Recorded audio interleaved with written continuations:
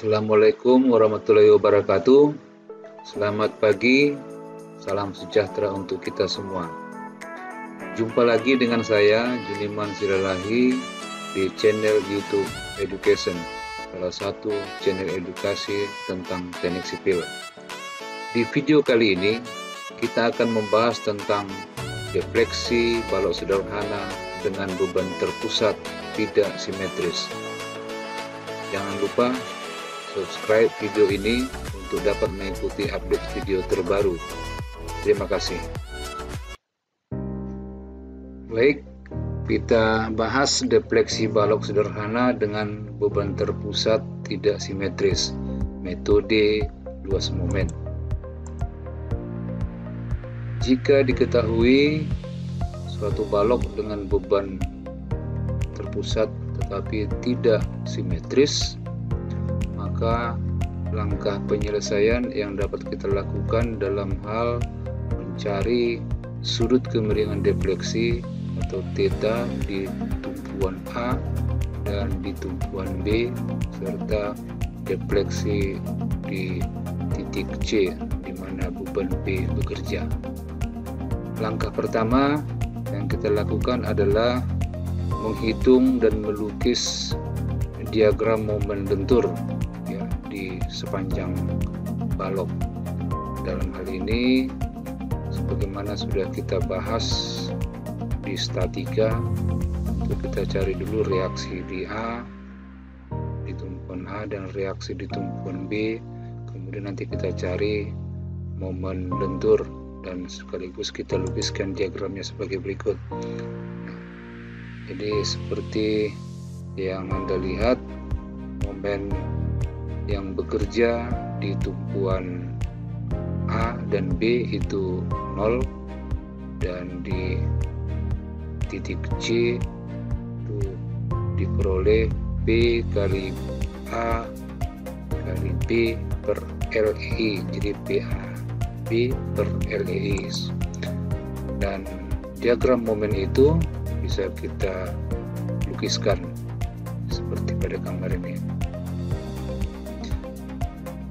Diagram momen yang sudah terlukis ini kita tetapkan letak titik beratnya, itu sejarak L tambah A per 3, kemudian yang satunya L tambah B per 3. Jadi kita gunakan rumus yang pernah kita pelajari tayangan sebelumnya. Nah, kemudian melalui lukisan diagram momen inilah kita bisa menentukan sudut kemiringan defleksi di tumpuan A dan sudut kemiringan defleksi di tumpuan B, serta defleksi yang terjadi di titik C, tentunya dengan bantuan garis singgung. Nah, kita gambarkan dulu lenturan yang terjadi pada sepanjang batang. Setelah kita lukiskan bentuk lenturannya, kita tarik garis singgung dari A ke B yang menyinggung lenturan ini. Kita cari garis singgung di batang AB. Nah, sehingga di sini terbentuklah bentuk segitiga, ya, segitiga siku-siku. Tinggi segitiga siku-siku ini ya disebut sebagai TB per A, atau jarak dari B ke B1.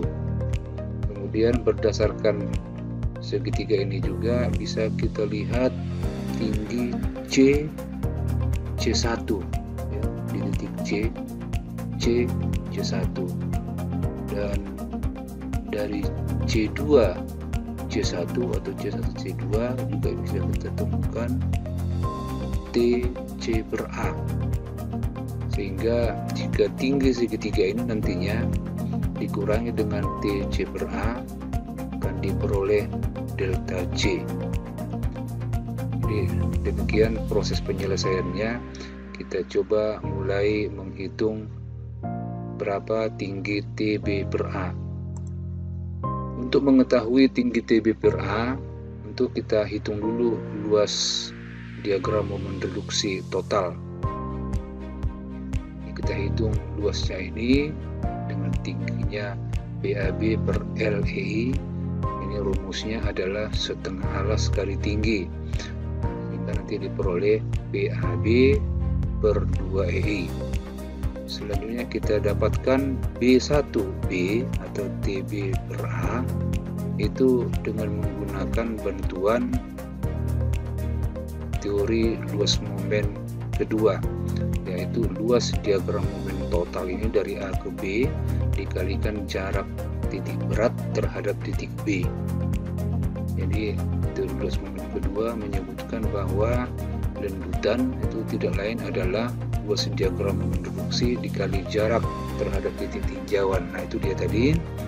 Maka luas diagram momen lentur ini kita hitung, tadi sudah dapat BAB per 2EI, kemudian kita kalikan jaraknya terhadap titik B, yaitu L tambah B per 3. Nah, sehingga didapatkanlah ketinggian BB1 atau TB per A itu BAB L tambah B dibagi 6EI.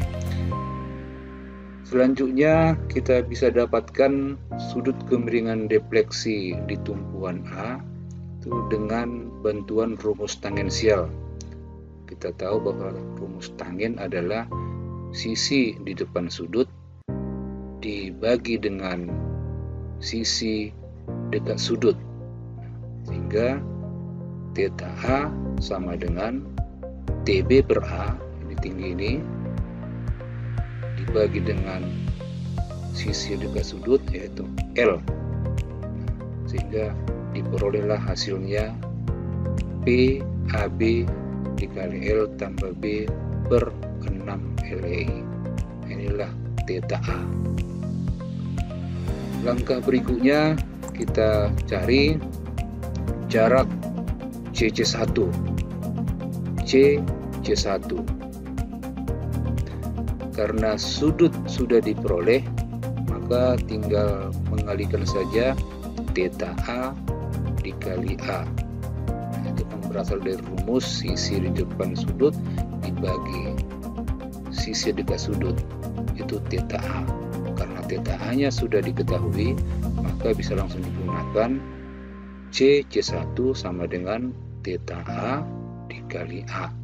Ini A-nya tadi. Nah, sehingga diperolehlah jarak CC1 adalah PA kuadrat B buka kurung L tambah B per 6 LEI. Itu jarak CC1. Kemudian kita cari tahu berapa tinggi TC per A atau C1 C2. Penyelesaiannya adalah kita hitung dulu luas diagram momen ya, sepanjang A ini ya, setengah alas kali tinggi. Nah, didapatkan hasilnya adalah PA kuadrat B per 2 LEI, itu luasnya. Kalau dikalikan jarak titik beratnya terhadap titik C, itu berarti jaraknya adalah sepertiga kali A atau A per 3. Itulah dia tinggi TC per A. Artinya seolah-olah dia lendutan, ya, lendutan total di titik C, seolah-olah ya sebagai bantuan. Itu luas diagram momen ini dikali titik beratnya terhadap titik C, sehingga diperoleh PA pangkat 3 kali B per 6 LEI, itu tinggi C1 C2. Maka untuk mendapatkan delta C, nah kita tinggal mengurangkan saja C1 dikurang TC per A atau C1 C2 akan diperoleh delta C. Nah ini dia. Jadi tinggi total lendutan di C ini yang dihitung tadi seolah-olah lendutan dikurangi dengan tinggi yang kecil ini C2, maka didapatkan delta C.